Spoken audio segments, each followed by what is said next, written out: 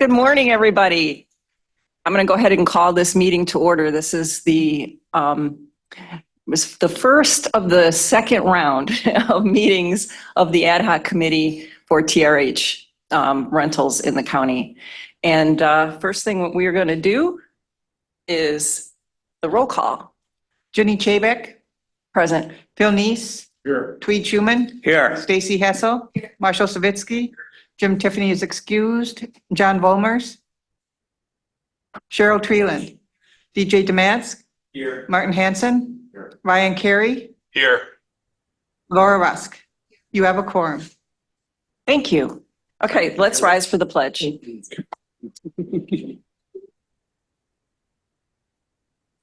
Pledge allegiance to the flag of the United States of America and to the republic for which it stands, one nation, under God, indivisible, with liberty and justice for all. I just got one housekeeping item because we have court going in session. If you do need to use a restroom or get a drink of water, we ask that you don't go through this door and go out to the old building and then down the hall to your right to use the restrooms and get water there. And then for anybody on the committee or board, if you need to speak, make sure you hit the voice button on the little box here so that way we can hear you and then the people online can hear you as well. I don't know. Got you there. And I should probably do the certification. This notice has been, Yes. this meeting has been noticed to the public and news media as required by section 19.84 of the Wisconsin statutes. Okay, number 5 just says meeting agenda. Is there anything we need to do with that, Lynn? Okay. All right. We have to have approval. Do we need approval? No, Okay, Reed says no. gotcha.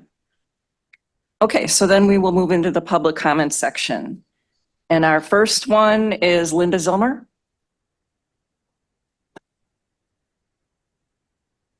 Good morning. Yeah. Good morning, Linda Zilmer, resident of the Village of Birchwood and property owner, Town of Edgewater. Some of you folks were present Monday night for the Sawyer County Unit meeting of the Wisconsin Towns Association. And one of the agenda items was a presentation by Draper Town Board Supervisor on how towns can enact their own town licensing ordinance. The reason towns are looking at this is because the county has not been moving on this. The model that he has shared with all the towns is the Town of Rice Lake model that had a lot of public input and as far as I know has not been challenged. So the recognition is from the town that there are a lot of issues that need to be addressed with the operation of transient lodging, primarily in residential areas. The other thing that occurred that night was there was I believe a unanimous vote by the membership present to give the county administrator a letter seeking better cooperation between the county and towns, specifically with regard to zoning matters, but it really reaches across a lot of other different areas too. So I believe you will address today that a lot of other counties and municipalities are addressing this through zoning, which is what a previous ordinance had attempted to do, and which I believe is the best option. I believe that there's an elephant in the room that nobody wants to talk about, why that's not being done through zoning here in Sawyer County. And I think changing how the whole county operates just because of issues that can be fixed, I think the county needs to start over. And I also appreciate the work that this committee has done in gathering information, and some of it will be summarized today, because I understand fact-finding and identifying issues and concerns to better inform the decision makers is primarily the role of an ad hoc committee, but the policy really gets developed and adopted by the county board members.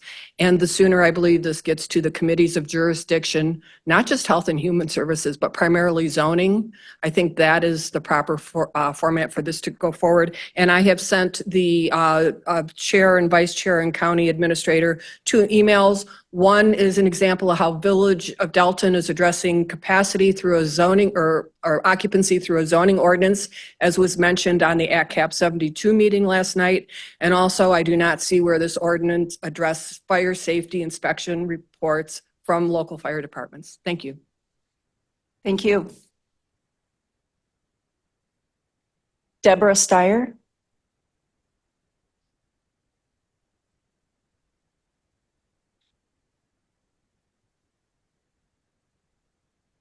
Hi, Deborah Steyer. I live at 1651 Sunset Beach Drive, and I just want to point out some of the issues that we're having because of the tourist rooming houses that have been started. Our road is a private drive. It has no name and is not supported by the township. Our legal access to Sunset Beach Drive and where our mailboxes are located is 25 feet wide and approximately 4/10 of a mile. The property owners maintain the road and there's no turnaround.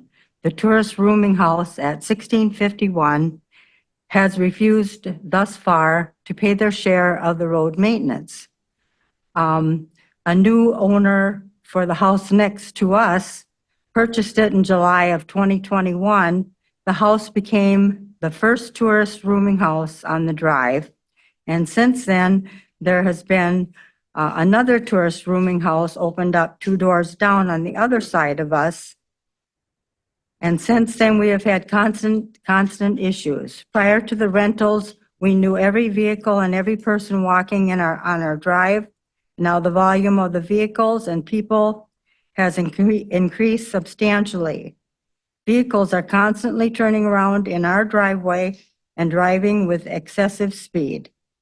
Now huge triaxle garbage trucks drive in. We've had to escalate multiple times on this issue because of them turning around in our driveway and destroying our blacktop, which we now have put up a trail camera, and the deputy sheriff told us to put up no trespassing signs in our driveway. People trespass on the shoreline property. We've had to post no trespassing signs again here on our lot line. There's been continually dogs coming over to our property. We ourselves do not own any dogs. They come over, they do their business over on our lot, some of them wanting to come in our front door.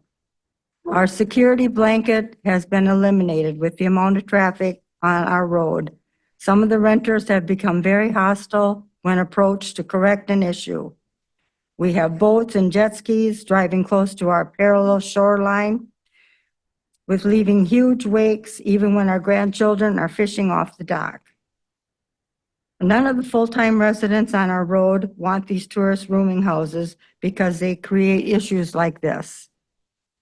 The way the ordinance reads, you are assigning the neighbors the responsibility of policing the tourist rooming houses.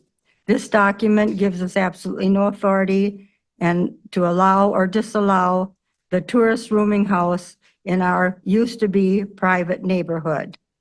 As a minimum, we suggest the neighbors to the property be provided the authority to approve or disapprove all applications in applying and in the renewal process. This could be done by requiring the applicant to get a signed approval of all neighbors within 300 feet. In the part of the ordinance under the purpose and intent, number 4, saying protect the character and stability of persons and property in the areas surrounding the properties being offered as rentals. This is not happening. Number 5, ensuring the short-term rentals and tourist. Sorry, can you wrap it up, please? Okay. Could become a nuisance and threaten to the public health. This again is not happening. Thank you.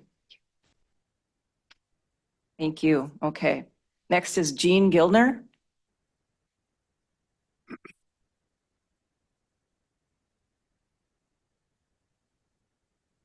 My name is Jean Gilner, and I live at 1662 North Sunset Beach Drive in Birchwood, Wisconsin. And I'm here to address the fact that I no longer feel safe in my home since the Airbnb has been purchased for the second time. We have a private lot between us, but we still see dogs running around defecating on our property. We've asked them to put them on leashes. Sometimes they do, sometimes they don't. There are people wandering around. They don't know what's private property and what isn't. We continually remind people who come down by our house that going beyond that is private property. It crosses a bridge to our neighbor who lives on the island. Sometimes they respond kindly, sometimes they don't. People are wandering around at all times of the night. There's a huge big screen TV outside, and sometimes what's shown on there is not what we want to be watching. The property is completely lighted up. The lights stay on all night long, which is kind of disconcerting too. It's just that we don't feel safe because we don't know who's going to be living there from day to day. This is the second time it was sold for an Airbnb, and it has not improved. There's another Airbnb on the road there's no problems with, but it's a little bit more spaced where these houses are closer together. And I'm concerned for our safety because the homes are close and we don't know who's going to be living there. And sometimes they're very nice people, but oftentimes with this particular one, they're not nice people. They've come in conflict with some of the neighbors, or other neighbors have come down to try and help because it almost came to fisticuffs. They come with four-wheelers, they run over freshly seeded lawn. And again, we never used to lock our doors, we never used to lock our campers, we never used to lock our cars. Now we have to lock everything. So, thank you. Thank you. Anything you can do, we appreciate. Brian Gilner.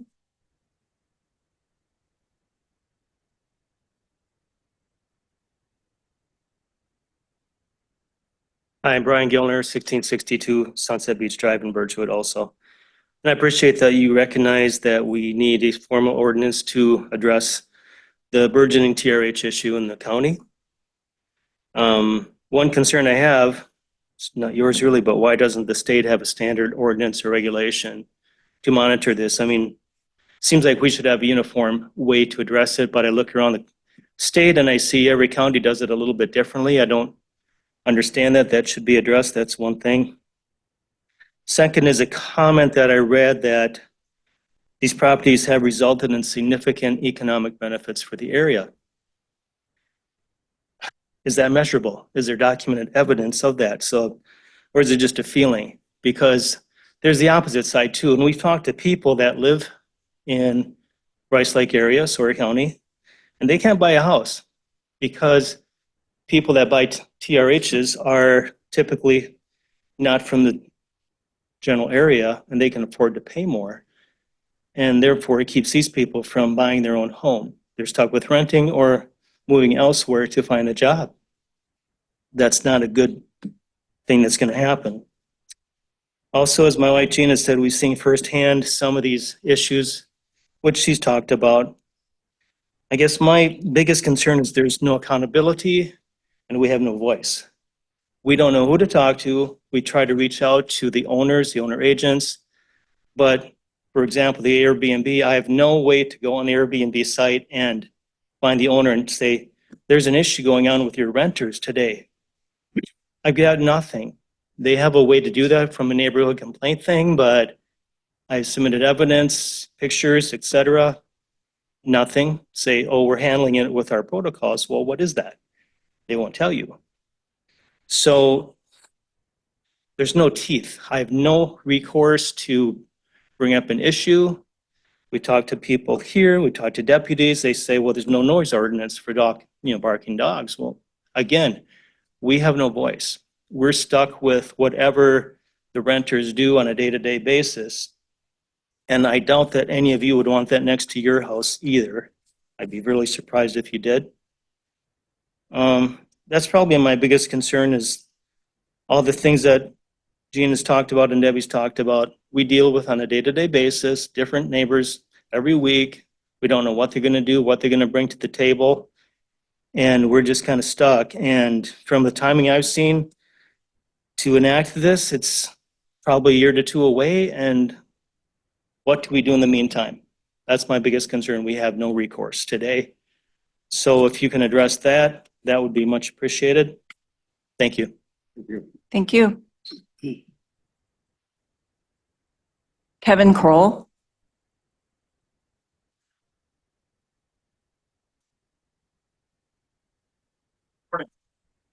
Morning. Morning. My name is Kevin Crowell, and I live at 7721 Wilkie Road. And I am a summertime resident. And we're here for 2 weeks, we go home for 2 weeks, so we're not here year-round. You know, we're not here full-time people. I'd be curious to know how many people on the ad hoc committee are summertime residents. And if in fact they visited any of these TRHs before they came up with these rules and regulations. But anyway, if you want to get to my house, go down County Road E to Wilkie, make a right-hand turn, and you go to the dumpster. And I'm the 6th house past the dumpster. Can anybody see that? We believe you. Okay, so anyway, I know in the revised document that you have, well, it's supposed to be enclosed, yada, yada, yada. Well, why does a dumpster have to be on the road or right up on the road? I see it every single time I go by. Now, it's not all the time looking like that. That was only on Monday. So you got to do something. Now,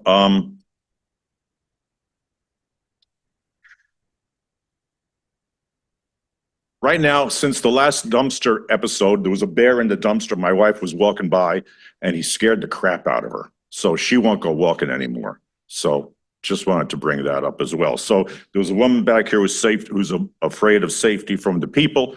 My wife's afraid of bears. But I wanted to just make some comments on this document. Bullet number 4, this is the original document, I think it's called. Bullet number 4, protect the character and stability of persons and property in the areas surrounding. How can you possibly do that when the people who own it live out of state? I would say a significant amount of people in my township, Bass Lake Township, they live out of state. They don't care. Next comment.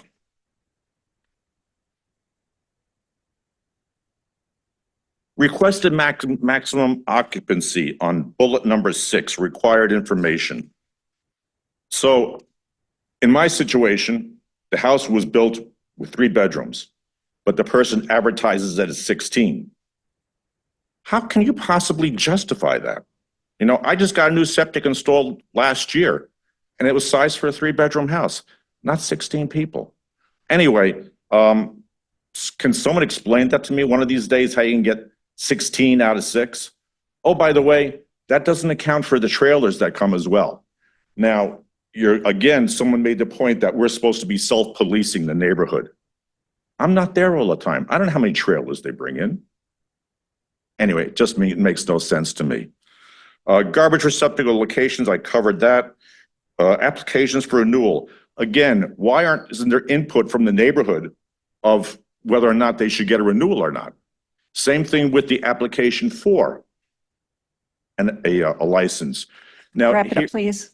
yeah, in Sawyer County, if I apply for a variance, you notify, the commission does, for people within 500 feet of that proposed variance.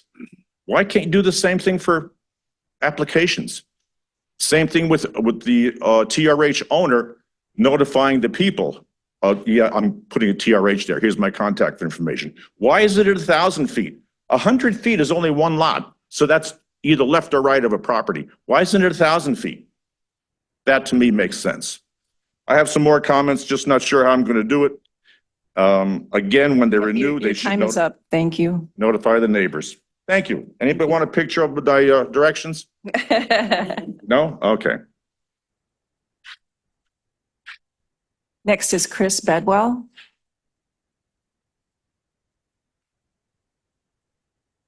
Good morning. Chris Bedwell. I'm a full-time resident. I live on Lacoudere on 14703 West Highland Road. I am also the president of Coudere Lakes Association.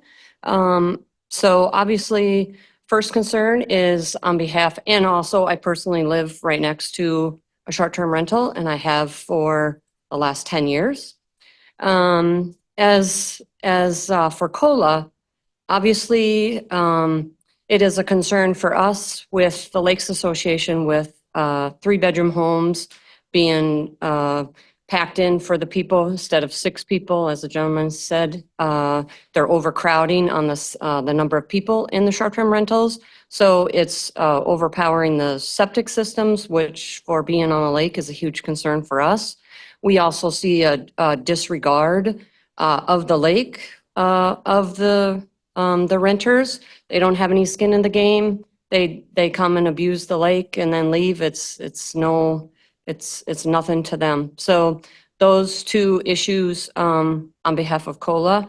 For me personally, like I said, my husband and I built our dream house here, live next door to a short-term rental. It's not fun. And the previous owners were from Miami. They were here maybe once a year, rented it out almost exclusively the whole time they were there. New owners just took over in March of this year, and we were hopeful that he was going to be a full-time resident, lives in Wisconsin Rapids, but they've turned it into a rental as well. And I have had bachelor parties. I have had bachelorette parties. I have had drug smoking people there.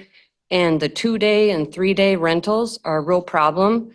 It's like we live next to somebody who is in party mode and on vacation mode every day. And I'm sure if any of you wanted to live next to a short-term rental and have to deal with that every day in the house that you live in full-time, it's not fun.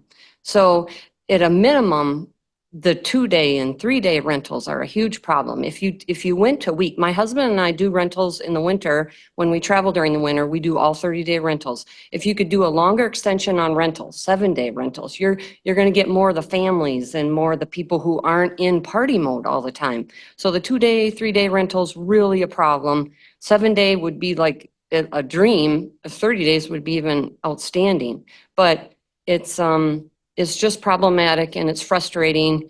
I have new people coming almost daily and you just never know what you're gonna get. And some have been okay, but most of the time, it's like I said, it's like everybody's on vacation mode, they're up. So that's my concern personally. So thank you. Thank you. Thank you. Doug Kurzweil?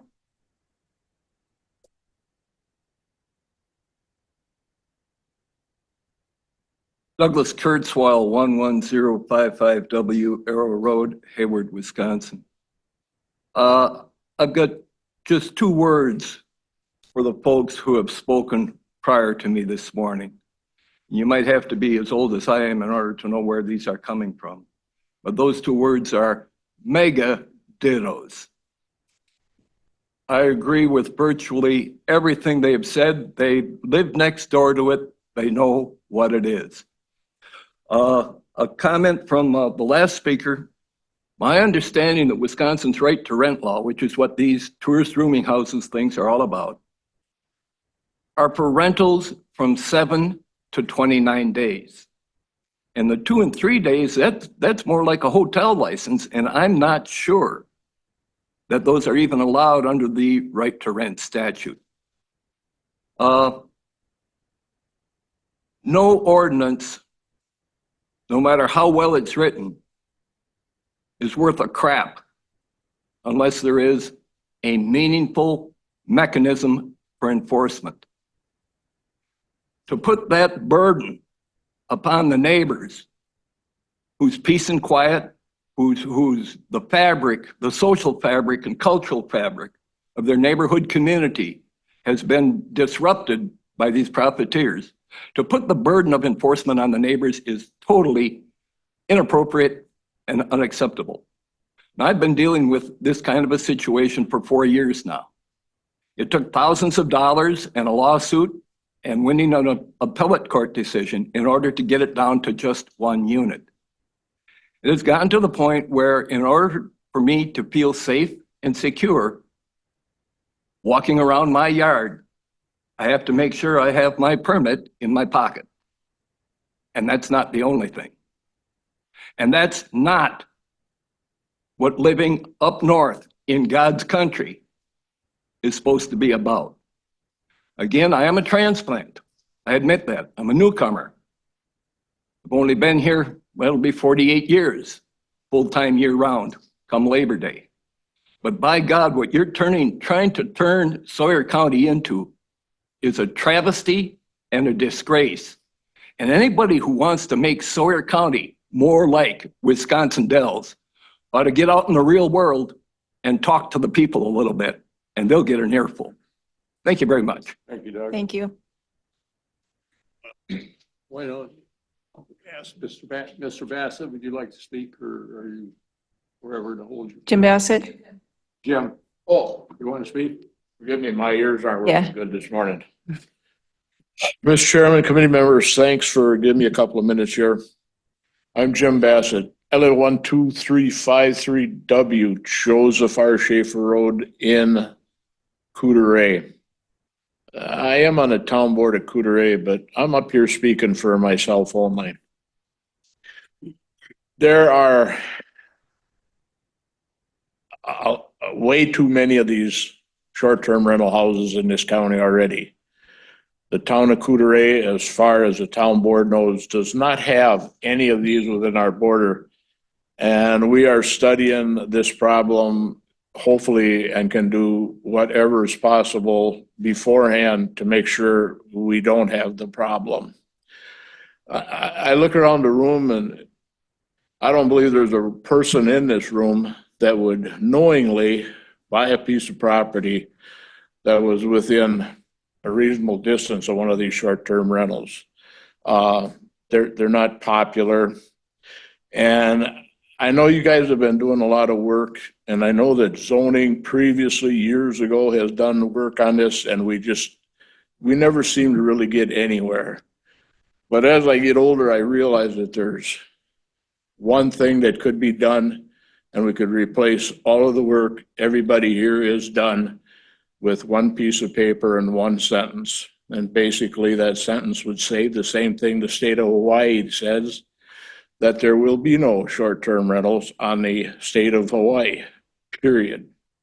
There's another way, excuse me, there's another way of going about the same results. That is the short-term rentals are very profitable on short-term stays, i.e. the week.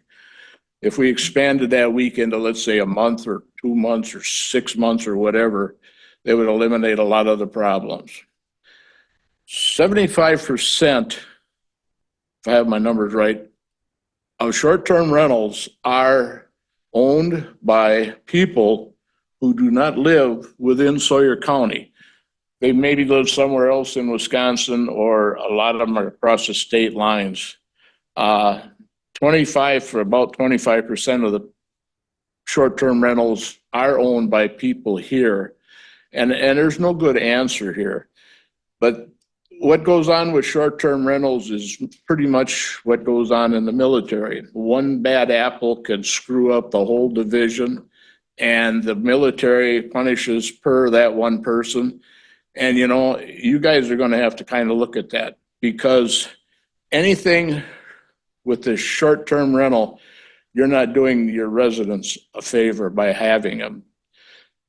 And in closing, I would hope this could be shut down totally, but if it can't be, as far as what you guys have done so far, and I brought this up before this committee, these places have to be easily seen and know that they're there. You need someone coming into a neighborhood to buy a piece of property. They don't know, unless they do an intensive search at the courthouse, would they ever find out that there was a short-term piece of property, a short-term rental piece of property in that immediate area. And I'll bet you nobody in this room, if you knew there was a short-term rental, would ever buy in there. So you need to have a sign out in front of all those short-term rentals. You need to have the public know what this place is.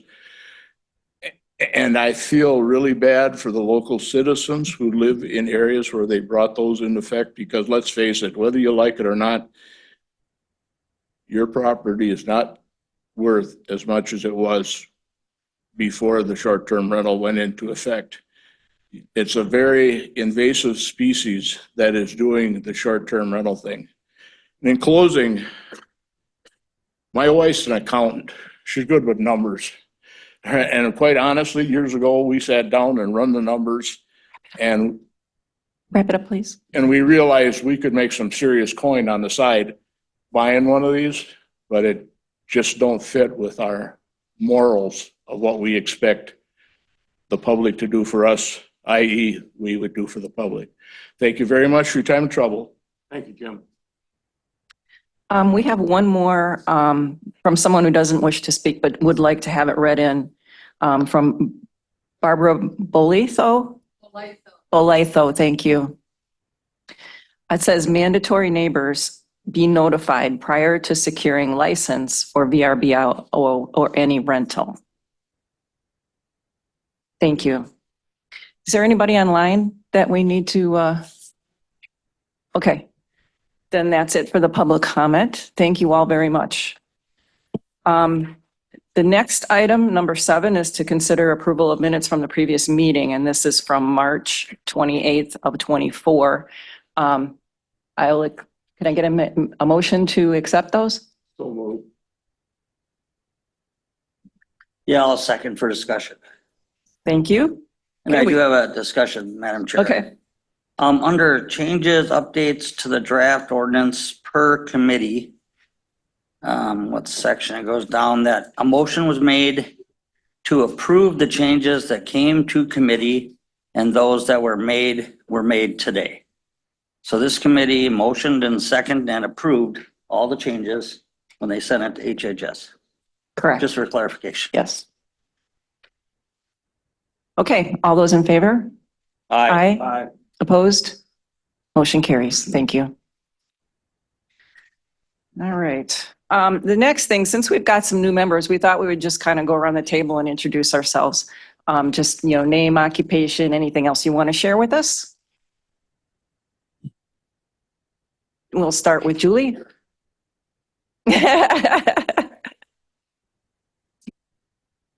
Sorry about that. I'm Julie McCullum, Health Officer for Sawyer County.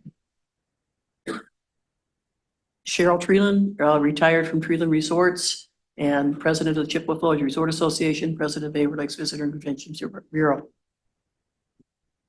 Stacy Hessel, Sawyer County Board Member.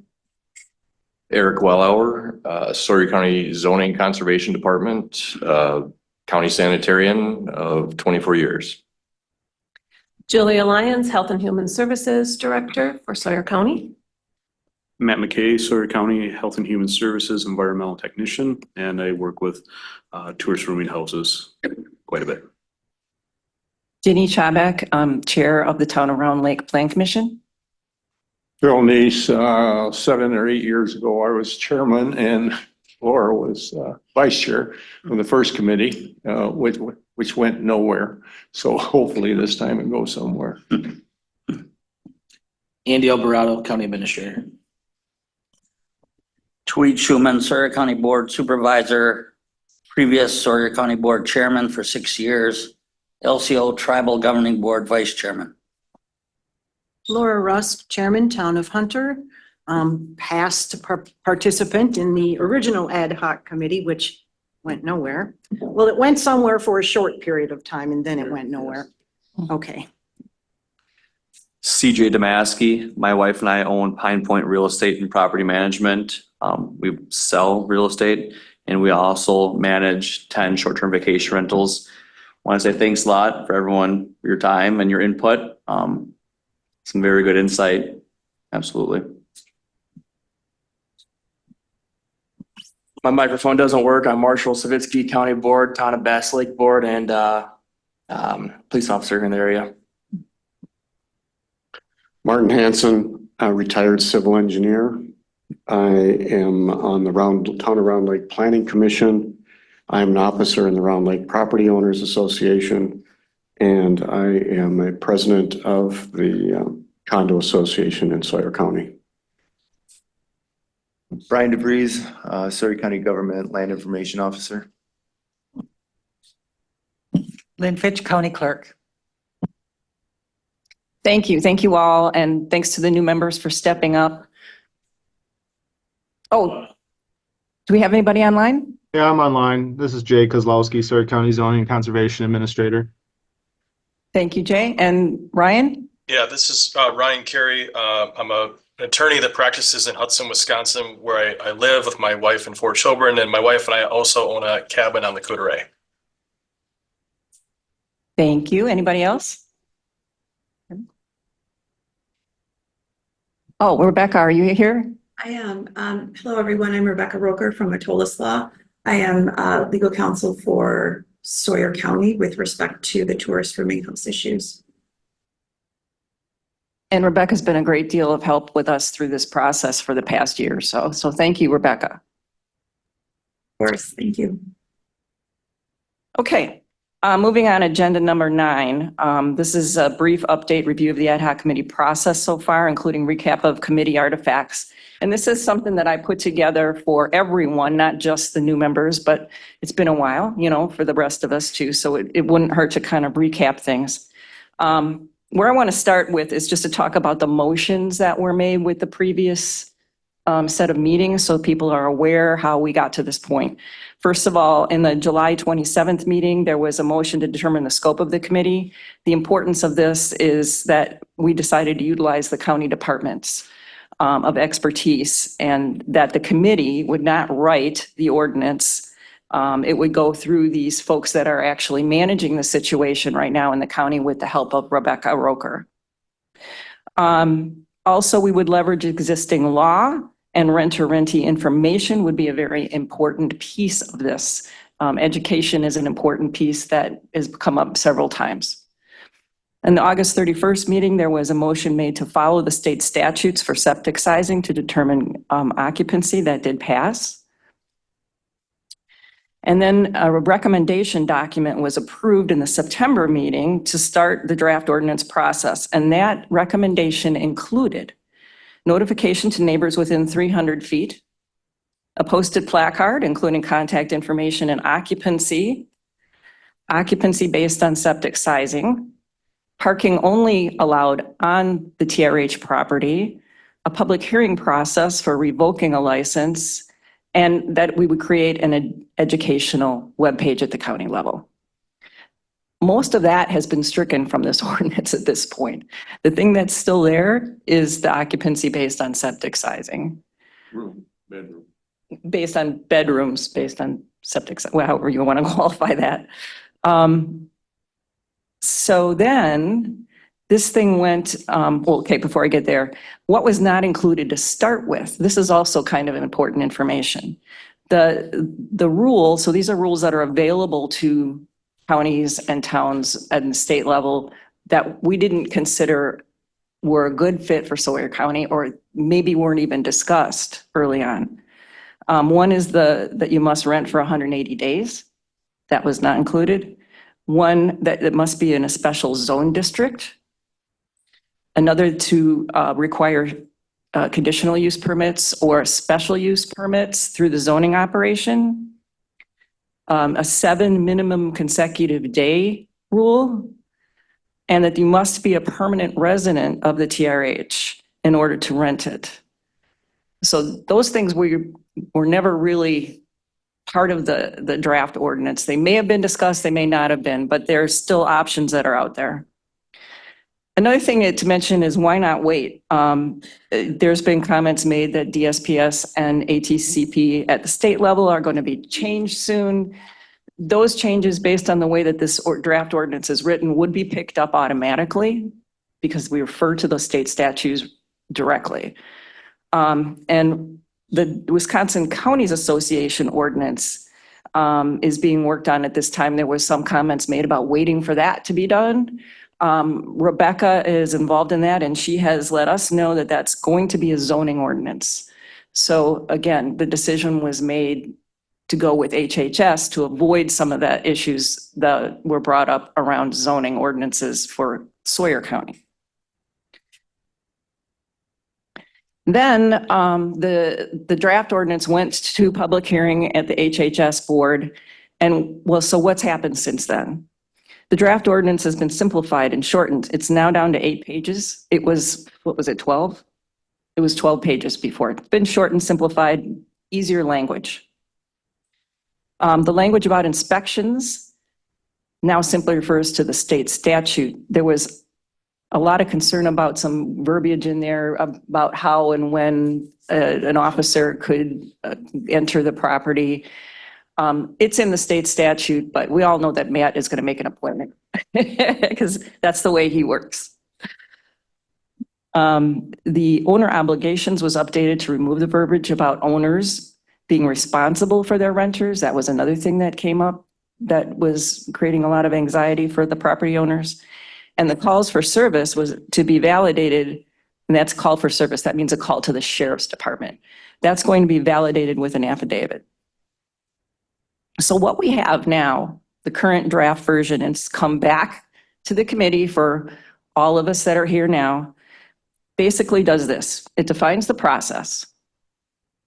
It has the occupancy based on the septic capacity, based on state statute. It is making the owner or the owner's agent the preferred first call for all resolutions. And we still need to finish up on the education piece that has kind of followed on the webpage and everything else, although Matt and team are doing some good work on that. It's not quite there yet. That's what we have in front of us now. I'm not really sure where we go with this, but what we did hear from the public and from others is that the county is in a position right now, if they don't do something, if the county, we don't do something about this, other factions that have access will. And it will create a great deal of confusion because all of these things that I've listed so far could end up in a town ordinance. Or they could end up in another town ordinance. It's certain ones in different towns. And that would be very difficult to understand and manage for the county. So that's my recap. Where we are right now. The only other thing I want to say is that from a personal standpoint, the most important thing to me is the water and saving our water and making sure that we don't have septic systems that are overutilized that are going to cause problems down the road if they haven't already.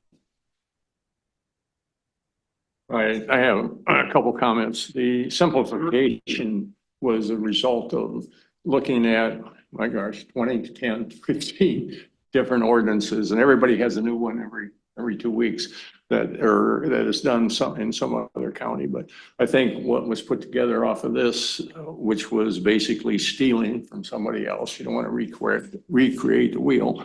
But I will make a comment that 7 years ago, let's say, when we had the first meeting of this ad hoc committee, there was 50 approximately short-term rentals. And it was a concern. Today, supposedly, at least identified, there are 599.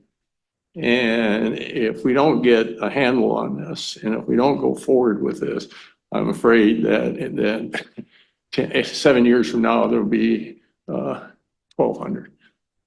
And then it gets unmanageable. Yeah, it's hard enough. If there was 50, we could have done a lot of things. If the state had been simplified, everybody would have been going through the process. But now to try to take 600 and say, okay, you guys are going to have to do conditional use permits, or you guys are going to have to whatever, it's a nightmare.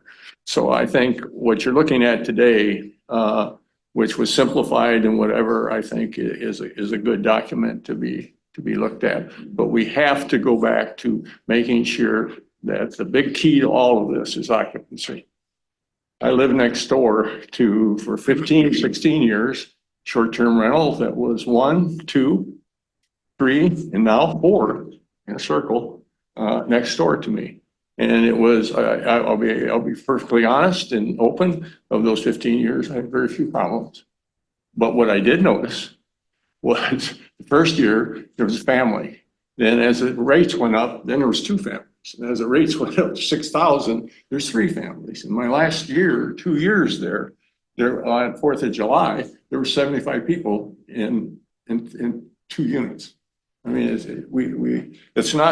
the health and welfare we got to look at. And occupancy is, and I think the owners that are managing these property, unless they're only interested in the profitability, which is the more you get, the more you make, I think and there's a lot of reasonable people. I looked at a whole bunch that's out there. And the occupancy is 2 per bedroom, basically. Then there's the one being offered with 1 bedroom, occupancy 10.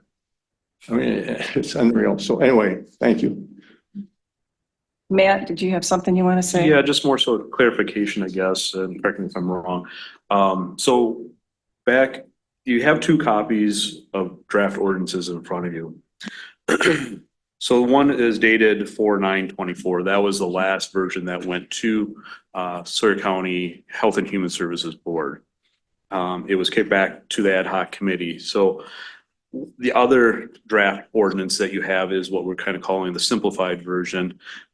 Pared down, taken stuff out that we felt was, and I'll go over this a little bit more in just a little bit, but just wanted to make sure that you're aware that there are basically 2 versions that are available to you to read and look at.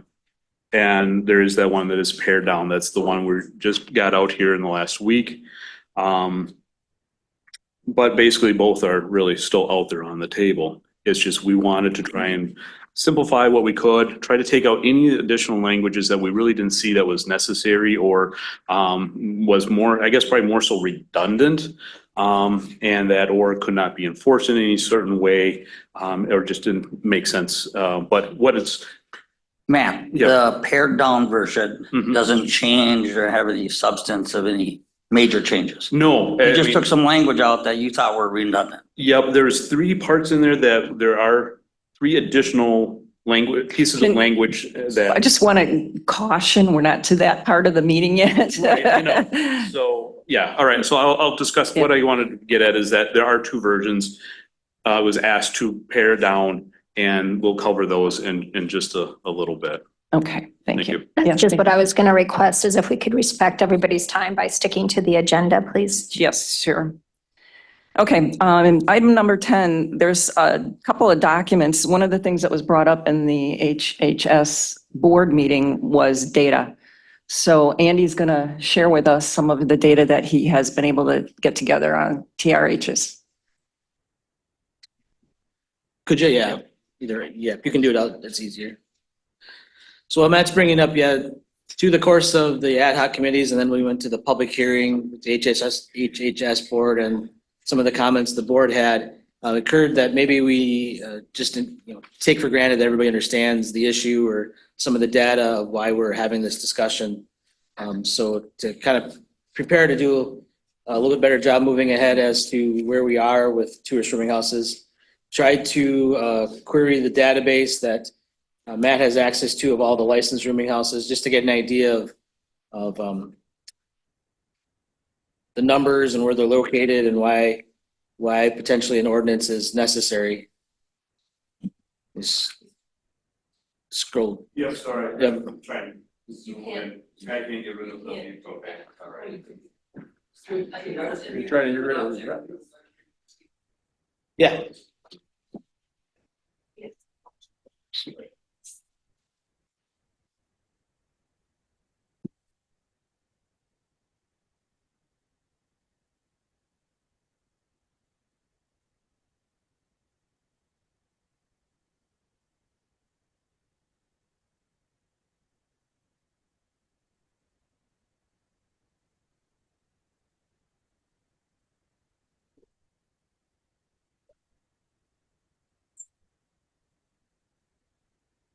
Thank you.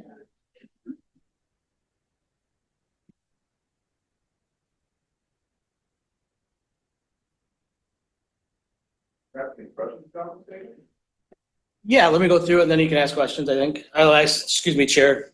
Yeah, it's up to you. Sure, yeah, go through it first and then Yep. we'll. So first slide just gives you an idea of the ownership of the tourist rooming houses. So I will say we use the database that we had access to.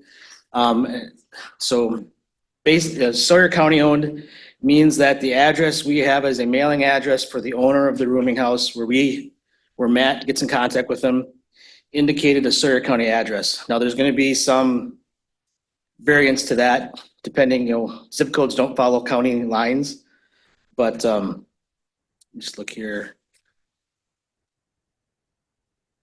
So we considered,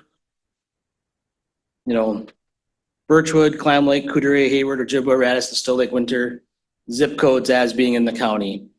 The ones that are in adjacent counties were like Gable, Cumberland, Dallas, Ladysmith, Phillips, Rice Lake, Solon Springs, Spooner, Trigo as their mailing addresses. And then out of state, obviously, their mailing address is out of state.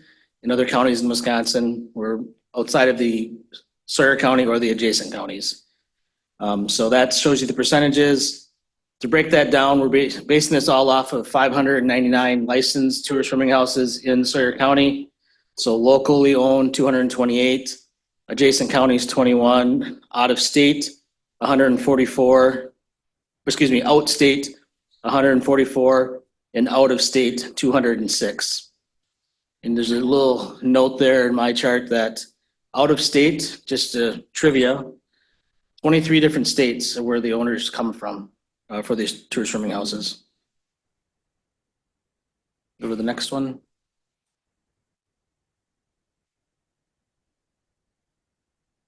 And I think what Mr. Neese was pointing out back when they maybe first started talking about this, he said there was 50, there's actually a little bit more. Prior to 2009, there were 62, thanks. 62 licensed rooming houses. And this is based off the state licensing. Then you can kind of see 2010 through 2016, you had half a dozen, rough an average being added. 2017, 18 more. Oh, thanks. And then things kind of took off where you're having 50 a year being added to the licensing rules. And this is based off of the opening date when they were first licensed, or when they say they opened to the public and received a license. Things really accelerated during, I think generally, and not just here, but in most areas during COVID, during the pandemic. People were getting out of the city or looking at their lifestyles. So you can see how they really accelerated in 2020, 21, 22, 23. And then this year, this was done about a month and a half ago, I think, when I put it together. There was 55 additional. Are we still at 599 or are we? If it does fluctuate Yeah. at this time of the year because of our renewal period, but we're hovering right around 600. Yep. Yeah, so this was done actually right when renewals were coming in because the licenses run July through June. But I think for all practical purposes, this gives you an idea of the escalation of the number of TRHs in the county over the last number of years. Where are they located? We broke it down by the location of the rooming house in the county. So you can see town of Hayward, town of Lenroot, town of Bass Lake, Spire Lake are the most popular locations for these rooming houses. There is one, I'm not sure if it's in the village or the town, but there is one in Coudray, Jim.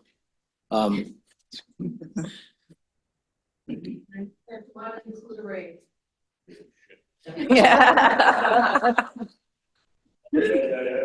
God bless you. God bless you. Yeah, and there's a few, 13 in the city of Hayward, but obviously these track with where people have vacation properties. The next one.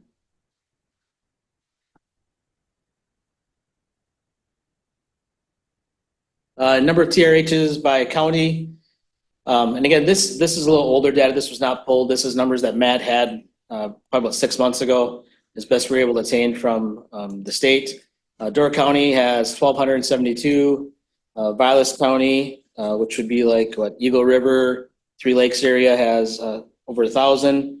And then we're usually jockeying for position with Walworth and Brown County, that high 500s to 600 range.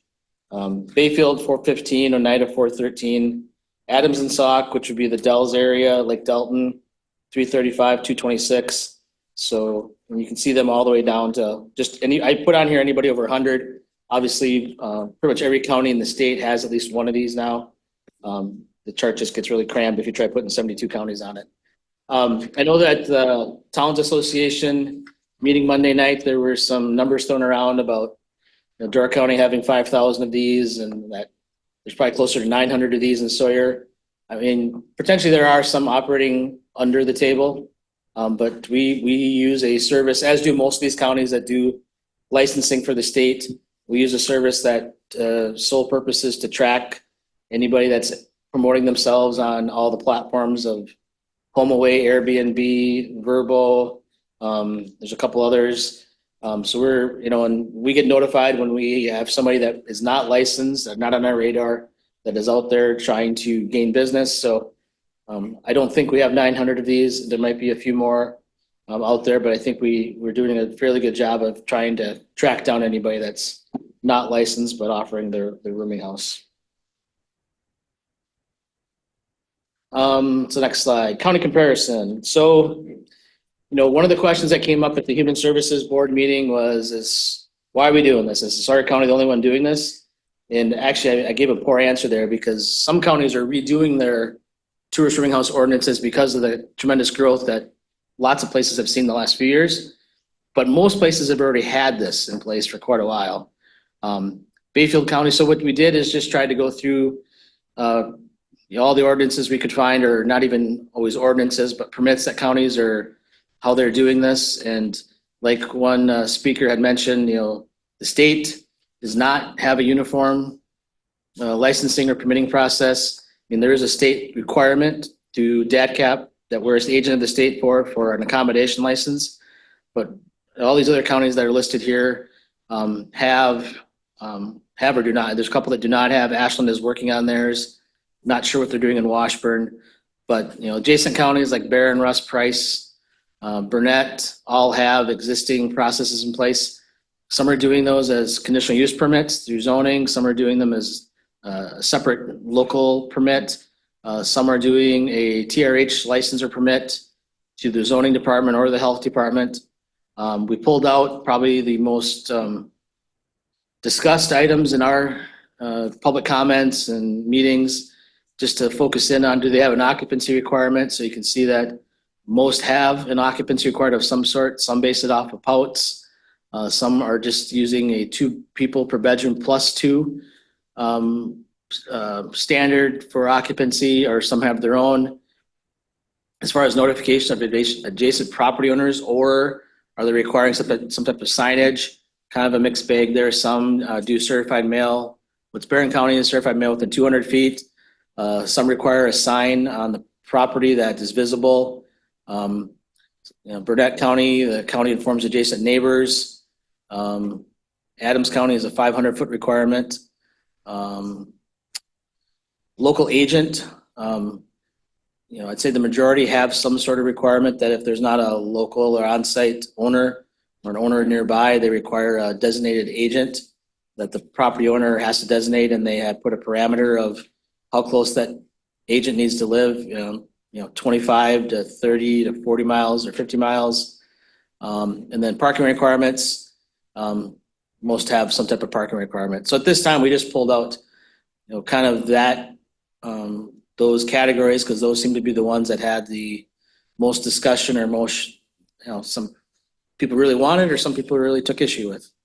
And we tried to focus on the top 10 counties in the state that had the highest number of tourist rooming houses. I threw in Lake Delton because we had a public comment at one of the meetings that said Lake Delton would never do something like this. And they have a pretty detailed ordinance, actually. Door County is not on the list. And I do have, if anybody wants, like a source document that has links to each of these counties and their ordinances. Door County, obviously with the most, I did not include, and probably because I think Door County probably has been working on this for a while. They've got it really, a tourism commission that they work all their licensing through, but each municipality has a pretty detailed ordinance. So if you go to Egg Harbor or Sisters Bay and Sturgeon Bay, they each have their own. And you go to their tourism commission website, it has each municipality and their requirements.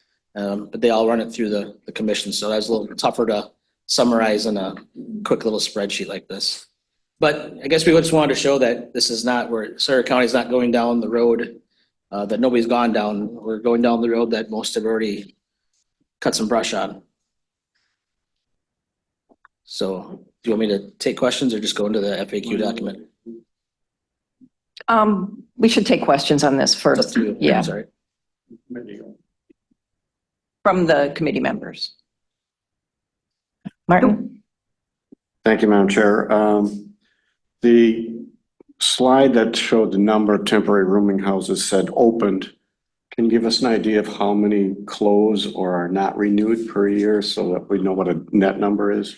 I can't, and I'll maybe should go into more, so I use the current database of 599 licensed properties and went by when those opened. So yes, during that time, there have been some that have closed, but that doesn't have that record in there if they're I not. think that's a small number, just anecdotally. I'll have to hand it over to Matt. I guess I don't have a good number to throw it off the top of my head because it's just not something I look at a regular basis. So I don't, I mean, every year we have, and we do our renewal at the beginning of, our renewal period is July 1st. And so just prior and just after, we got facilities that are saying, yes, they want to continue, and some that are saying no, and they drop out. I don't have a spreadsheet that would tabulate that kind of information. It probably could be doable, but I don't have that available. Okay, thank you. And just a comment, appreciate the comparison here and the clarification of why Door County was not included. It appears to me the preponderance of ordinances are going through zoning department, and I know we've had the discussion about zoning versus HHS, but it's interesting to note that most counties are doing through zoning. Thank you. Excuse me, this is time for the committee only. Oh, I'm sorry. Thank you. Go ahead, Laura. Martin just made the same observation that I was going to, which was also in my list of things I wanted to bring up in a little bit. But it appears that of those that are listed here, that Sawyer in our proposed is the only one that notices Health and Human Services license. The rest of them all are either land use permits, conditional use permits, special permits, by way of calling it an STR license, or a zoning permit. And we are the only ones tasking Health and Human Services with this. When personal observation, I think zoning should have more of a place in this. The other thing on this was contact, which is some of the things that were raised at the Towns Association meeting. And our contact here is longer than any of the other ones, 60 minutes versus however many minutes or miles, or just comments on where we stand with what we're looking at compared to what the other counties are doing. Thank you, Laura. Any other questions for Andy from the committee? Go ahead. Okay, Andy and Matt, with your data search, were you able to find any counties that don't have any TRHs? Or don't allow any within a county? I did not look for that specifically, so I can't say for sure, but. And we have some people online. Rebecca? Unless, No? I'm sorry, unless the committee members. My question We can ask Rebecca to speak. Go ahead. my question is whether we have any data of how many of the comparison counties are also state agents for DATCP. So of the list included, do we know if any of those counties act as a DATCP agent?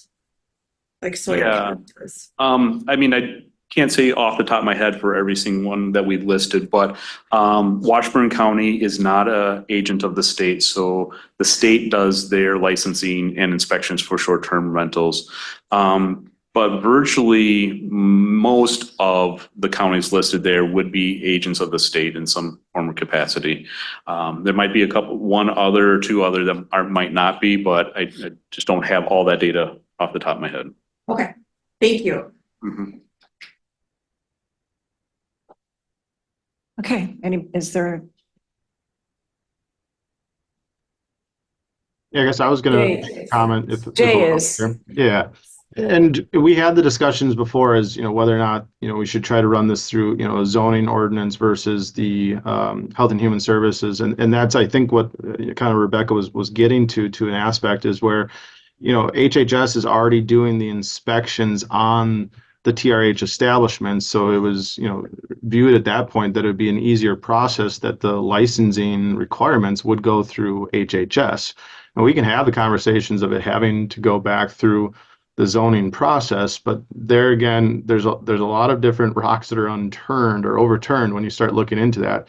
If TRHs are only to be in specific zone districts, what are those zone districts? Are we carving out a special zone district and having individuals be required to rezone into that specific zone district? We have right near 600 operating tourist rooming houses. Does the zoning committee want to see 600 different conditional use permits come through? And to the extent, then what conditions are you putting on these TRH properties? So the more you start digging into, well, shouldn't this go through zoning? There are a lot of other issues that really kind of promulgate at that point. Staff and zoning does not have the capacity to handle 600 additional conditional use permits, nor do the enforcement of some type of zoning ordinance for TRHs. It would require at that point at least 2 additional full-time staff members just related to TRHs. Where at that point, I mean, that's a larger budget conversation, which the current staffing would not be able to handle. So. Randy? Yeah, and I'll just follow up. So when I went through and pulled the ordinances and looked through their permit process, I tried to focus on kind of what Jay was just talking about, whether they were doing a cup, which is, and we'll go through that in the FAQ document. Mhm. It's in there. Whether they're doing a cup or a separate license or permit. And so even, Rusk and Price are doing cups. They obviously have a lot fewer TRHs than Sawyer or most other counties do, and Columbia, which didn't have that many either. The ones that are doing zoning, though, that are TRH or licenses, I would say are fairly close to the requirements we have in our ordinance. They're not doing a conditional use process. They're doing like a separate permit that they've designated like we are, but running it through zoning staff rather than public health staff. I just like to apologize for those that are watching online. I'm still learning technology here, but I was just trying to get the best document here to share online, so. Okay, so I think we're moving on to the FAQ.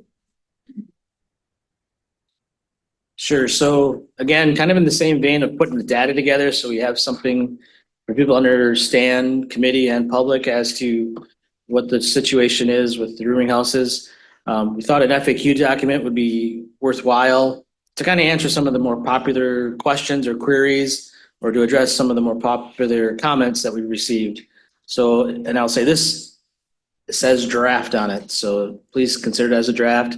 We do want, at least I want, committee input. A lot of this was some committee involvement. Yep, as well as staff, myself, and I think Matt added some things in here.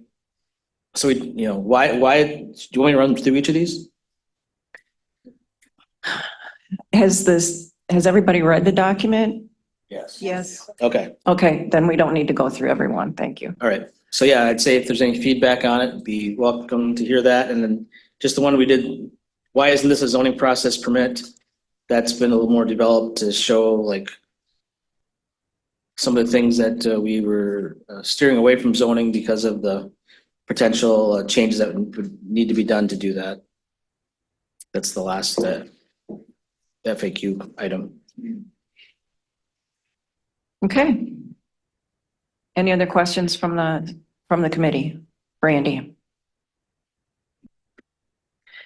Okay. Question. Oh, go ahead. Sorry, maybe this question might be out of bounds, but we've heard an estimate, granted rough, that would take 2 additional staff in zoning to move through a zoning process. Does this require additional staff in HHS, or if it moved to zoning, is there a reduction in staff available in HHS? Unknown. I mean, I think we're steering additional staff already towards public health just because of or I should say to zoning and public health because of enforcement. So we have a code enforcement that we've already allocated time for both of those. The amount of staff really is going to depend on, when Jay was talking about zoning staff, it would be if there's a conditional use process, which would be very intensive. Through what we've laid out, I don't think it would take 2 additional staff. Thank you. And then as far as transitioning staff from HHS to zoning, the kind of that compensation that you were thinking of, we're still an agent of the state. They still have to be licensed through the state. So we still have to have the staff that we have in place. This is just some additional, the ordinance give us additional information to be able to work with them that the state or DACAP doesn't do. Hopefully that makes sense. The other one we looked at zoning way back when was 600. By the time you do 600 conditional use permits, it will be just the logistics of it and the timing and of the committees and so forth. Would be 5 years down the road. We really would. I know if we were back at 50, that it might be able to have a conversation. I know Linda doesn't agree with me, but anyway, yeah. But I really think it would be 5 years before you ever got through them all. So I don't think that's a good option for us. We need to get on top of this now. We really do. Laura?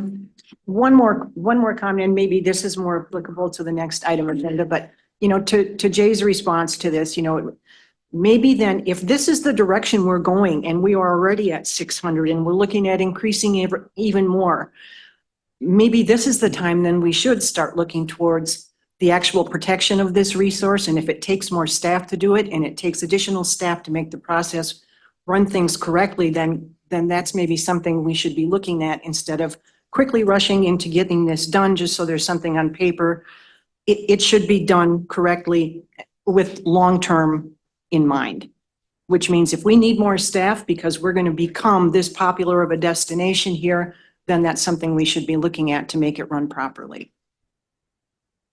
Okay, Tweed? Madam Chair, yeah, a couple questions for Matt. Matt, the notification of 100 feet versus 300 feet, was that something, the committee agreed upon that, correct? Yeah, Is that, HHS comfortable with that? yeah, that was, Because 100 feet just includes one house either side of it, correct? and that was on the previous draft at the Health and Human Services Board. So that was discussed and yeah, we, as a group, confirmed that would be. And Ms. Roker's okay with the pared down draft. Can I ask her that? Sure. Rebecca? Rebecca? Yep, I did review it and made just a few additional comments, which I believe the staff incorporated into the pared down version that you have now. So yes, I have reviewed it, signed off. What about the process for renewing or terminating a THR license? As far as, is that language still the same? Yeah, and as far as, are the neighbors involved at all in the decision, or do they have time to comment on a renewal? They would not. So they would be required to be informed by the applicant or the owner of the tourist rooming house to notify them. That 100 feet? Yes, so however many properties that involves, like in a condo association, that might be more than, it might be half a dozen or something like that, but no, there was no changes to that language. And I can run through that here in just a minute. Part of the discussion on that topic, because there was a lot of discussion on that. And what it came down to was, most of us are thinking 100-foot lots on a lake. But then these condo associations, the old resorts and Northwoods Beach, areas like that become a real problem real fast because of the number that would incorporate. And that was part of the discussion.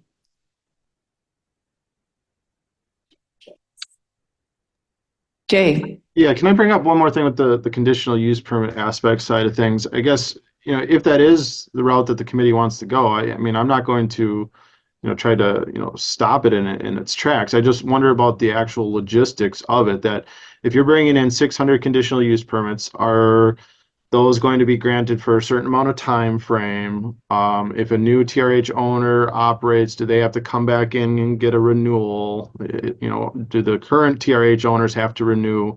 If you're going to have, a cookie cutter set of conditions on each one of these coming in for a public hearing process, why don't you just write those conditions into an ordinance form or into a licensing form? And that's, kind of what we started to get at through the process of the licensing ordinance through HHS. Otherwise, you're going to, in essence, you're going to invite, 600 different public hearing processes where, and I'm going to probably bite my tongue on this, but you're going to have individuals that are, complaining about, dogs on their property that are defecating, or, loud noise violations, where if those conditions can be basically addressed through an ordinance or a licensing form, to me, that seems like an easier process. Otherwise, I mean, what specific conditions are you going to put on a property that's located on this lake versus that lake versus in town versus out of town versus in the woods? My head just starts to spin when you try to invite 600 different public hearing processes through a zoning committee and town board meeting. Can I, Jay, I remember from the very first committee that we started on this, I think we were all in agreement at that time that the conditional use permit process was intensive and maybe not the right approach at that time. But then as things went on, there was talk of doing a special use permit that didn't necessarily fit into a CUP way of doing things. And I see that some of the other counties actually do that. So again, it's just back to, there are zoning components to this. It is not just the actual licensing of the property. So it just seems like there should be more input from zoning. And I'm certainly not the person to say exactly what that input should be, but it is a zoning issue. When it's changing the use of a property in a residential neighborhood, there should be some input. My thoughts. Yeah, if that's something the committee wants to proceed with, where their, TRH properties are only allowed in either current existing zone districts of RR1 or RR2, or we try to carve out a separate zone district of an RR3 and make a zone district. I mean, those are considerations to make. By carving out a separate zone district, you run afoul of potential spot zoning aspects, whether or not comprehensive plans have aligned with a future new created zone district. Those would be a little bit difficult to restrict specifically on those aspects, but as a special use, again, we can go that route, but I guess I would need additional information as to, what does the applicant need to provide, or what type of elements to the property that they need to meet in order to even obtain the special use permit. Otherwise, we're just granting a permit to grant a permit, which seems like what other counties have done in the past, and, get their $200 application fee. We kind of built that in with the licensing requirement. So that's my 2 cents. Stacy? Most of the complaints that we hear are civil matters, like for the police or for the township ordinances. There's already things in place with the police, with dogs, with unruly neighbors, same as if you had somebody buy the house and you were an unruly neighbor, regardless of its status. So my concern is that we get off task, and I think that that's why your first ordinance failed. So I would just encourage that we stay on task and talk about the simplified version instead of the past version, and of civil matters that we cannot control in anything that we write up, because it's already in the township, it's already in the police. So let's move on from that, please. I don't necessarily agree with that, Stacy, simply because the point I brought up before was this isn't just all civil matters. It's health and welfare in the areas where these things are happening. It's changing the lifestyles of people, and they certainly should be able to have some input there. And you were at the Towns Association meeting, and you heard when the topic came up. I did. I heard a lot of hypotheticals and a lot of hearsay, but not a lot of facts. So what I would like to just encourage, though, is to look at it as if you had a new neighbor move in. So would you want to be notified if you have a new neighbor regardless? I would know if I had a new neighbor moving all of his. I'm not going to debate you. I'm just requesting the chair to keep this moving forward. I think some of the points that are being brought up, though, are an important part of moving this forward. Not just in the expediency of getting done and moving through it. But I think in order to not keep having to come back and do it repeatedly, we should do it correctly. So just to clarify where we're at here, we didn't officially move to item 11 on the agenda, but I think we did. So I just want to see if Matt, if you wanted to add anything else. I know you already talked about the simplified version, which is essentially what we're looking at here. Before I move on, CJ had his hand up. Oh, okay. I agree with Stacy. I think we've only heard the negatives of the tourist room housing. There's a lot of pros, families vacationing, kids experiencing Hayward, Sawyer County areas for the first time, falling in love with it, deciding to move here eventually. I agree, we do have to limit the amount of people per these properties, right? 1-bedroom cabins cannot sleep 10. Three-bedroom cabins cannot sleep 15. I think we are in agreement to that. But there are a lot of pros that tourist room housing brings to our Sawyer County area, small businesses. So I don't want to avoid the pros, just focus on the con. So Matt, give us your short version because we're getting low on time here. Right. And then we'll open to the floor to discussion again. So I'm going to go through a draft that just has my notes on it for what I went through. So whether you want to follow along on the older version or the new simplified, that is up to you. I'll try to just let you know where I'm at. So first page, under purpose intent, we changed that language to what you see in front of you. And we got rid of the additional purposes and intent of this Article R and all 1 through 6. We got rid of that. Going under definitions, we got rid of county health officer designee. We also deleted the definition of a dwelling because it wasn't used anywhere else in the document. Lodging marketplaces, we took that provision out of the ordinance as well later on, so we took it out as the definition. Occupant as well, I believe that was used maybe just once throughout the document. And you'll see that later on.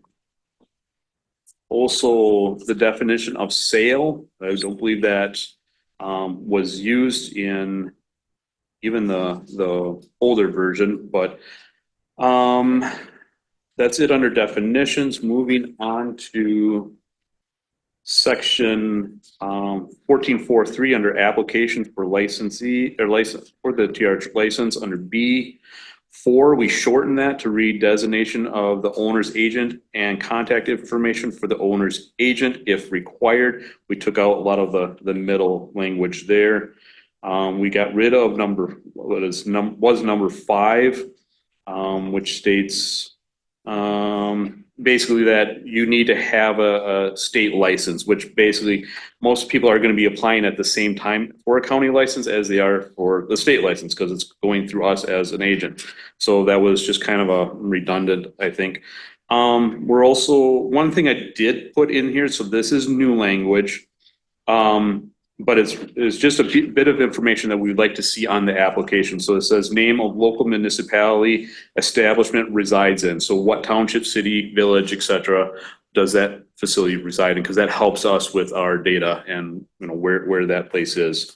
We took out the requirement of needing a copy of the sanitary permit. If zoning is going to review these, then they're going to have access to that information already. So it's not a step that we need to make the licensee jump through.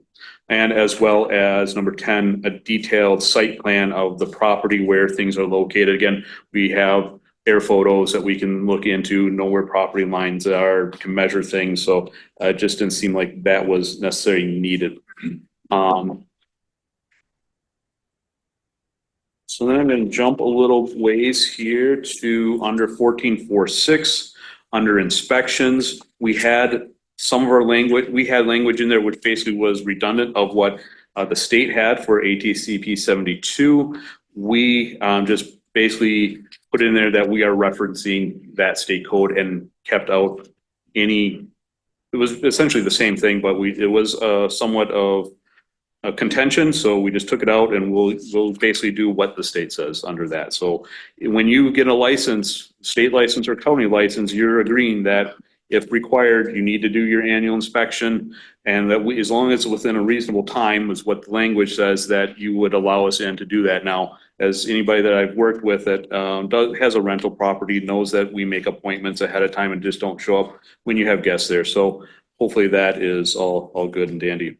Owner's agent under 14.4.8. We just took out parts of the last sentence. C, we just condensed it down to read, to qualify as an owner's agent under this article. Number 4, the owner's agent must be a person who can respond within 60 minutes, a 60-minute drive in normal conditions to the TRH. So for those committee members that are new, it has been debated back and forth whether, do we use 60 minutes, 60 miles, or a different time frame or a different distance in the county? It must reside in the county. So the last discussion was to use 60-minute drive. Under authority, we shortened, I'm sorry. Was there a question? Okay. We shortened that a little bit, took out a little bit of the wording, and then we got rid of basically everything after the first sentence or paragraph. So all the A, B, C, D, and then 2 and 3, we just got rid of all of it because it really was either redundant or is already stated in the first, in letter D under the authority. So it was just kind of redundant information. Under 14.4.9, owner's responsibilities, code of conduct, we took that out because we did say, safety, security, and other matters, but there was no guidance as to what that code of conduct must say.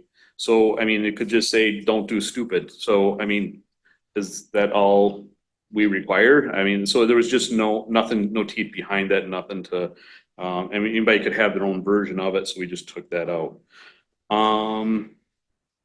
Under records, that is something that DACAP requires that you keep for at least currently for 1 year. In the new rewrite, they are suggesting to keep it on hand for 3 years. So it would be not good if we contradict ourselves to, if we say 1 year and they're saying 3 years and you throw it out because of what, county ordinances, you still are required to keep it on for. So I guess my suggestion is that it should read as to whatever ATP 72 reads. So again, right now currently is 1 year, but in the rewrite, they're looking at changing that to 3 years.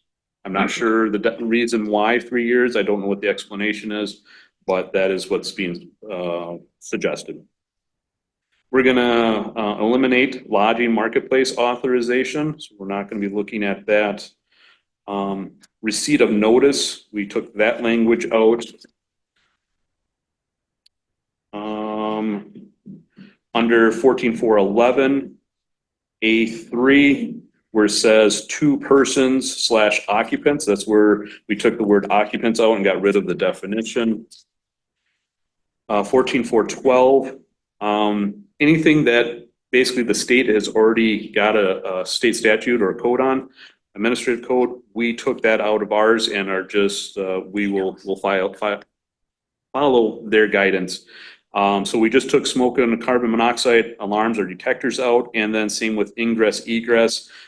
Again, as they rewrite, they are going to make that information more clear, so I don't think we need to do that here in our ordinance. 2 new things under this section, which is 2 pieces of that I had hoped that we gotten on in the first draft version.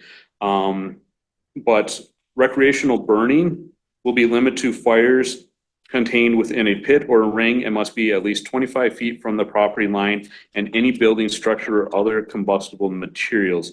We have gotten a number of complaints. I would say it's more on the lines of smoke, where, somebody burning wet wood or debris and it's smoldering and it's going into the neighbor's yards or windows. Hopefully by having a distance away from some of that would help alleviate some of those situations. I know it's not going to alleviate all types of problems, but at least has that provision in there to make sure that the fire pit is at least a safe distance away. Then waste and recyclables, put this language in there because the state code or state statute states that they must have like plastic, bins that aren't made of absorbent materials, so made out of wood or porous type materials, but it doesn't address anything about garbage being outside essentially. And with being in the North Woods, we want to make sure that those garbage cans, like the gentleman had before, problems with bears getting into that. So we kind of already practiced this, but we wanted to have something that would actually back it. And so we want the requirement that any garbage that is stored outside, it must be somehow locked up, sealed, or so a bear or raccoons couldn't get into it, or it's put in a structure that is locked up that they cannot get into. So that's the reason for that. I don't think either one of those are too contentious, but I'll leave that up for discussion. And then under 14.4.13, enforcement of violations, I think we left everything there. Now finally, under denial, suspension, revocation, 14.4.14, I had taken out all the language because it refers back to article, our ordinances, 14.4.12, as we are agents of the state. Was redundant, but Rebecca did, in the final version, have some suggestions. And so what you see on that draft is per Rebecca's request that we keep some portion of that language in there. And so, yeah, that is it. Sorry. No, thank you, Matt. Any discussion on the draft ordinance? No, but I'm ready to make a motion. Are we Okay. there yet? Well, I think we've heard a lot of new information. new before you data. do that, I just want to say one thing. So now we're on to section 12 or number 12. I listed out some possible ways to go here just to kind of give guidance. It doesn't mean that's the only thing that we can do as a committee. And so hopefully you guys understand that. The committee may accept the changes and return the draft ordinance to the HHS board. The committee may request additional information, discussion, action for a subsequent meeting. We could ask the HHS to go back and make changes to the draft ordinance or zoning for that matter. And then we would schedule the next meeting as needed. So that's, like I said, some basic guidelines, doesn't have to fit into that, but just for the purpose of guidance for the committee. Go ahead. Well, I did ask Matt if he's comfortable with this pared down version he just went over with us, correct? Yeah. And I've asked court counsel or our counsel, and they're comfortable with this. And I feel very comfortable with this. I have all along that we regulate these. And as I mentioned earlier, a lot more information and data has been shared now. So I'll make a motion that we approve this pared down version we just heard from Matt. I really would like the notification limit to be 300 feet, but I don't know if I'd get support for that. But for now, we'll just make a motion approving this and sending it on to HHS for a public hearing. I'll second that. Okay, we have a motion and a second. Any discussion on it at this point? Martin? Yeah, Madam Chair, is the discussion question that you're asking now is for members of this committee to make comments on the ordinance. We moved through 11 rather quickly, and I have 4 comments on the draft ordinance that I'd like to make. Go ahead. My 4 comments are in no particular priority order, but we have a definition of secondary habitable. I'm pronouncing that right. Habitable structure. I don't know if that habitable needs to be, how does that refer and affect occupancy? Is it sleeping area, sleeping cooking area? Does that area have plumbing? I think it introduces some ambiguity there. I think the section in enforcement where it says 3 calls for a service within a month, I think that bar is too high. 5 calls per year. If there were 5 calls every year, I think the local residents adjacent to these properties would be unhappy. So I think that bar should be lowered. The renewal, there is no notification requirement to adjacent owners. You could have an adjacent owner that changes property owners that did get the notice for the original application, and the new owner doesn't know that temporary rooming house license is being renewed. So I think there should be some notification to that. And I am not a lawyer, so I don't know the right to rent law as it refers to a minimum stay requirement, but I think that should be explored. Thank you. Thank you. I will just for everybody's knowledge, this is still a draft. So there could be changes introduced down the line. What we're looking at right now is just what we have in front of us. So, okay, so HHS could certainly consider what Martin had mentioned when you bring it to that public hearing. One more comment from WTA meeting, and when asked, okay, what are some of the major concerns? Again, I will go through what those were, and I think they're things that should be addressed, whether it's added to the draft or brought up during a public hearing, but there's some of the comments that the audience brought up, and I thank them for bringing these to the forefront. But enforcement was said over and over and over again. Identification at the short-term rental of who you contact. Again, we discussed this before. I don't read anything here that states that the TRH should have something posted so people know who to contact. If all of this nonsense is going on a Friday night and you want to file a formal complaint with Health and Human Services, you got to wait till Monday. So there should be, and if we're going to require that the contact person be within a certain number of minutes or miles, we should also require that the contact name and number be posted so you can contact them, and to their benefit, they can respond instead of letting the neighbors stew on it for the entire weekend. So I think that's something that should definitely be addressed, and that was one of the major points brought up at the WTA meeting. Is it in here, Matt, and I missed it? I just want to make sure I'm understanding. So you're saying that the neighbors should have that contact information, right? Right. So that it would be the requirement under, Well, that's only your next door neighbor, 100 foot. mhm. Okay, how about the guy who's 2 houses down instead of just 1 house down? Oh, you're saying, okay. I'm saying outside. that identification should be at the property Okay. so that someone who has a problem knows who to contact. Otherwise, how does it ever get filed with the contact person if nobody knows who to contact? I want to clarify. So you're saying like, some tourist room house requirements have a sign inside the unit? No, Are you talking about an external sign External that the sign. neighbors can contact? Right. Okay. No, I'm not saying on the back door of the short-term rental so that the neighbors all are coming up and taking the number off but a placard somewhere. How about underneath the fire number that identifies it as a short-term rental, and in case of problems or in case of this, here is contact information. So I know that has been discussed even back 5 years ago when we were looking at it then.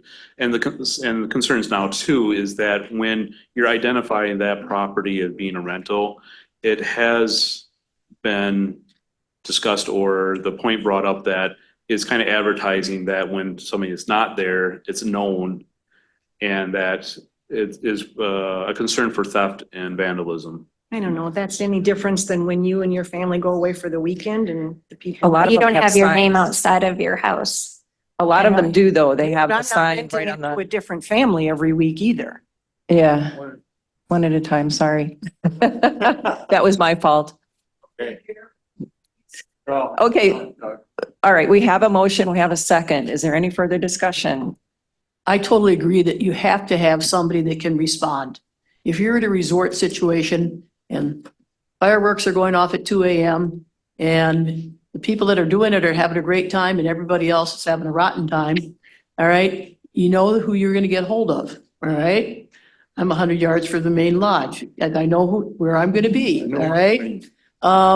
So you have to have somebody that's responsible that you can contact, because it doesn't happen. A lot of them are the 2 and 3 days, like you said, and those are the ones that raise hell. All right. It's not the family that's coming in, that's staying there for a week, even if it's 2 or 3 generations. They're not typically your troublemakers. All right. If they're noisy, it's probably late in the afternoon or early evening when they're all around the dinner table.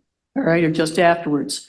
But you have to have someone that those neighbors beyond 100 feet can get hold of somebody and get hold of them now when it's happening.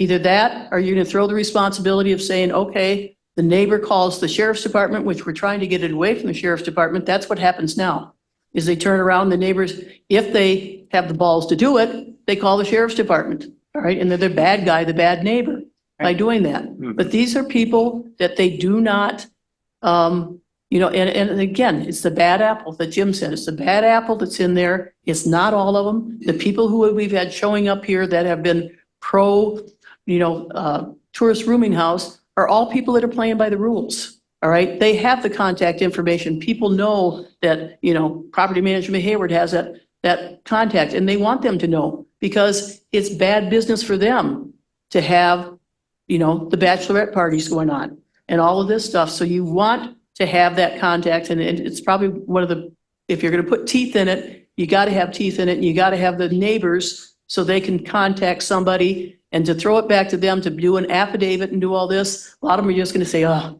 maybe next weekend's people won't be as bad. You know, but you got to have something there that either you turn it on, that it's the cops and the cops show up, and that's where your report is. You know, so it's verified. Chairman, I think anybody that's driven around, most of the short-term rentals have a nice sign that says Happy Acres, call 67772. So, I mean, the argument that you're identifying this as a short-term rental is ludicrous.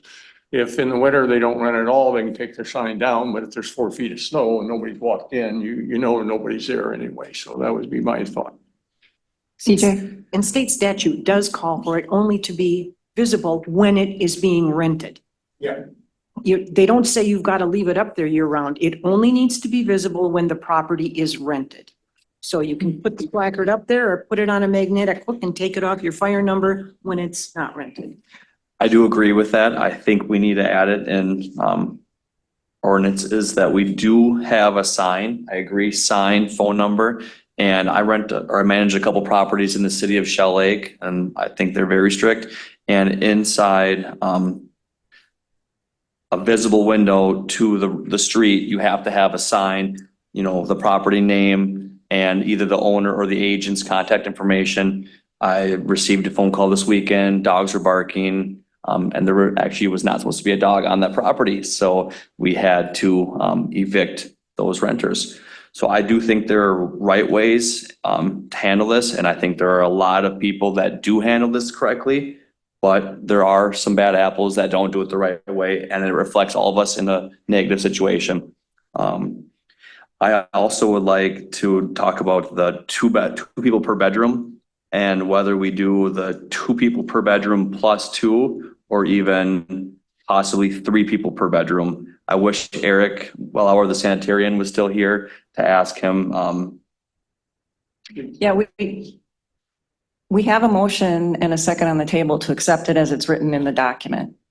Yep. So we have to address that before we can talk about anything else. Okay. The only thing is I want to tell everyone, again, as this goes through the process, there will be additional opportunities to suggest changes because it is still a draft. Yep. Okay? And I just recently got it on, so I wanted to Understood. voice my opinion. Yeah, thank you. Yeah, thanks. So, clerk, can you take a roll call vote, please? Yeah, I got an email from Ryan Carey just now. He had to leave the meeting and he wanted the minutes to reflect that he had to leave at 11:40, so he's not gonna be on for the vote. Okay, thank you. Madam Chair?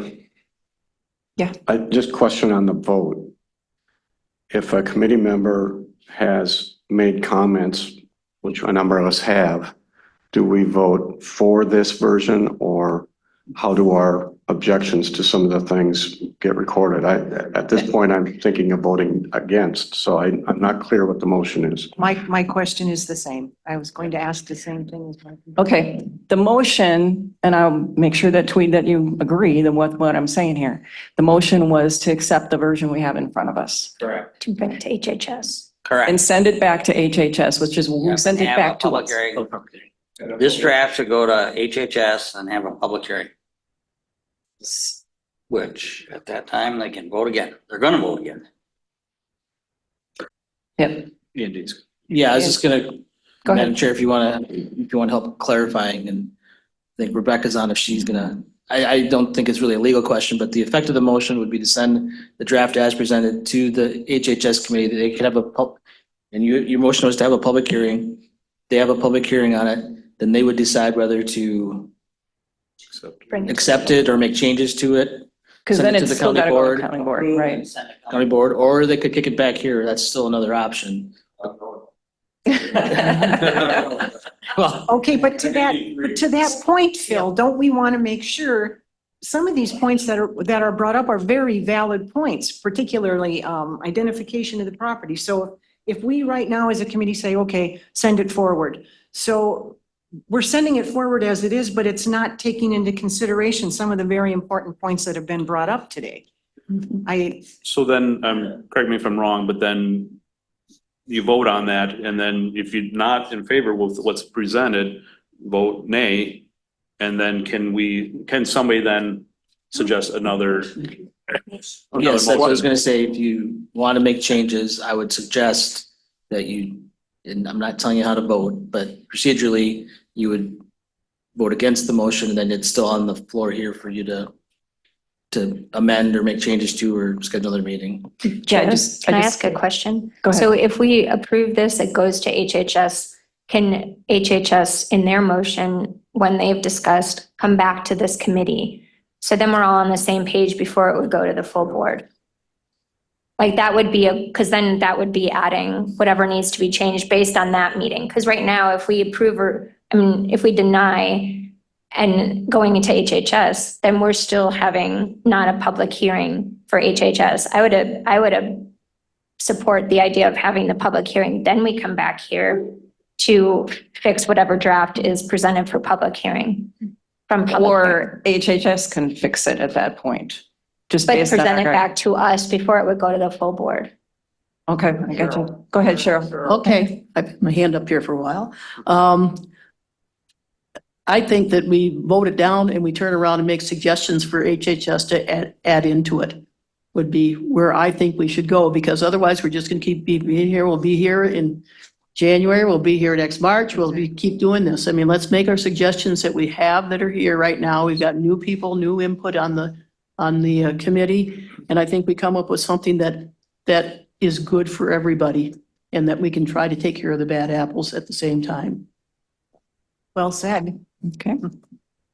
Are we ready for a vote? Madam Clerk? Cheryl, No. Tree Schuman, Yes. Phil Neese, Yes. Stacy Hessel, Yes. Martin Hanson, No. Brian Carey. He left. You have to leave? Yeah. Yep. Okay, Laura Rock, No. TJ Demands, No. Marshall Switzky, No. Stacy Hessel. Harry said yes. You said this. I figured I was right. Jenny K. Yes.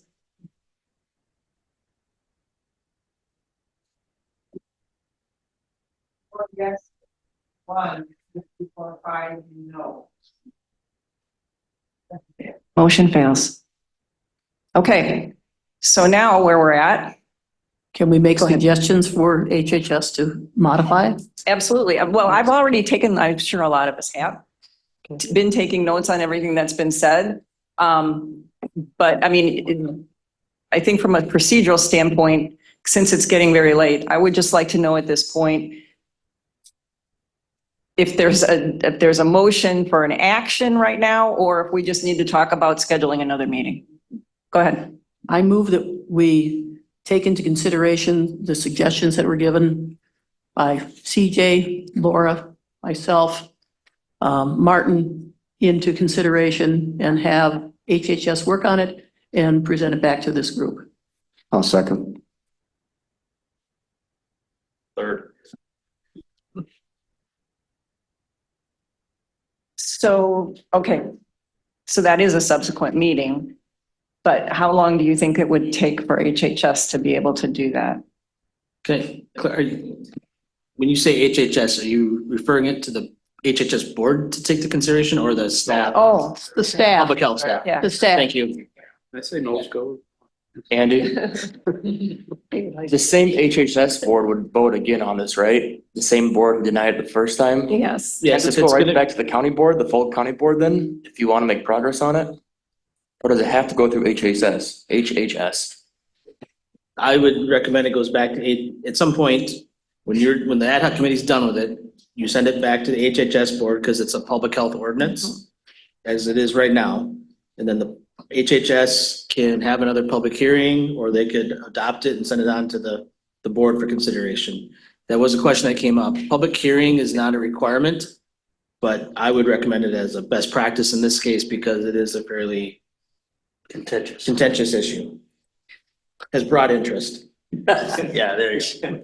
All right, we have a motion. Would you like to repeat that, please, Cheryl? Could I read the motion back to see if I captured it? Oh, yeah, do that.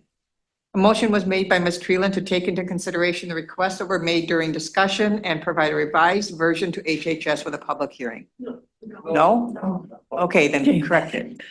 Okay, I move that we send back to HHS staff the suggestions by Martin Hanson, CJ Tabansky, Laura Rusk, and myself for changes that were suggested today that would help satisfy all of the players here, the people who are renting, the people who are neighbors, and try to still weed out the bad apples. So the only thing I take out is the public hearing part? We're not bringing it back to HHS board, we're bringing it back to the ad hoc committee, right? And Yeah. then they Yes. bring it back. HHS staff and come back to Okay, us. HHS staff.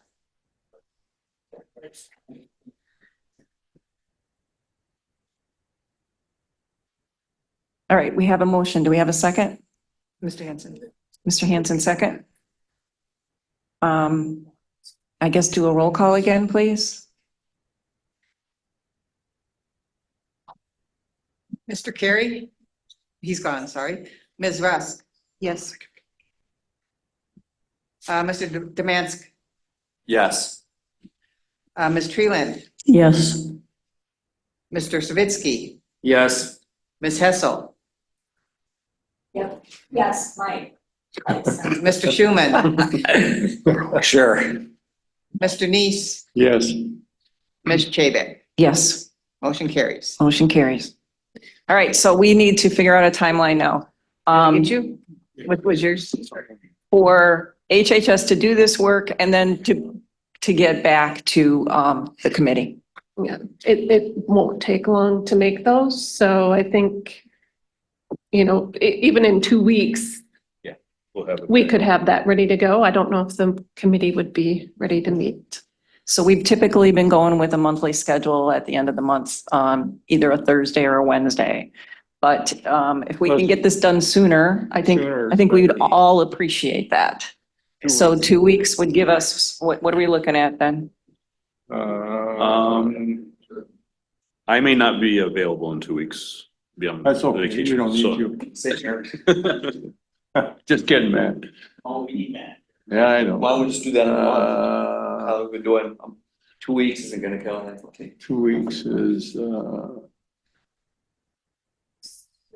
how about August? Will you be here on the 15th of August or August? Is that a Monday? It's, no, Thursdays. Oh, No, we're in August, right. 2 weeks from now. Will you be here 2 weeks from now? No, I'll still be gone. 15th, When will you be back? 22nd. Whatever Monday after the, 19th? oh, yeah, 19th, I think it is, yeah. 21st? Oh, I just meant Monday, whatever that week, but So 22nd would be the Thursday? Mhm. Yep. 22nd will be the Thursday. But we used to meet on Thursday. Does the 22nd work for everybody? Thursday, correct? Thursday, 10 o'clock? so that's essentially 3 weeks. No. That's what I'm looking for the. So moved. Well, yeah. I will be unavailable. I'm 1, 2, 3. Yeah.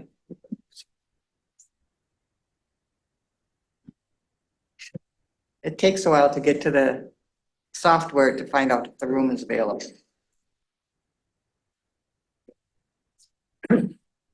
We have a list of the suggestions that we just Yes. generally talked about. Yes, we It do. was August, what?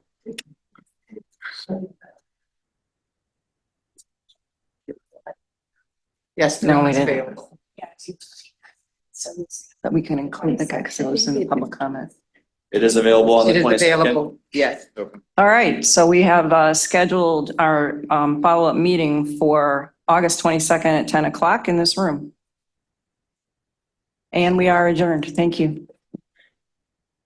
CJ, Martin and Laura, could you guys